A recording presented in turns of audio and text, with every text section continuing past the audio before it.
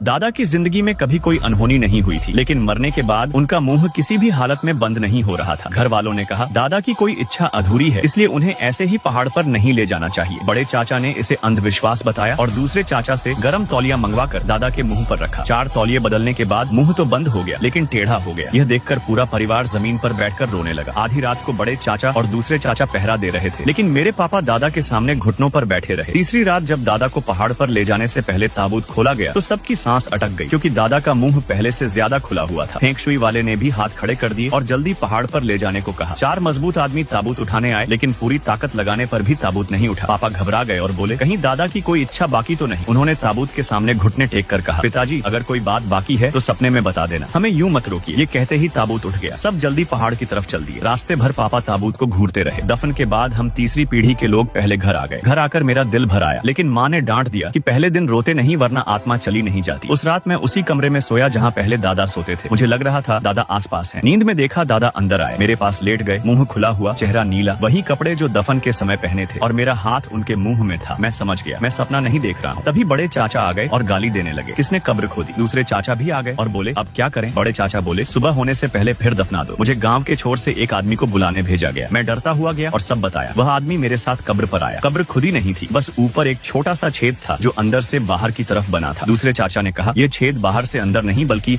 अंदर से बाहर खोदा गया है, मतलब दादा खुद बाहर निकले हैं। यह सुनकर सबकी रूह कांप गई। रात को बड़े चाचा पहरा देने कब्र पर गए कि देखें कौन ऐसा कर रहा है, और मैं भी उनके साथ जाने की जिद करने लगा, क्योंकि यह मेरे दादा की कब्र थी और मैं उसे अकेला नहीं छोड़ सकता था।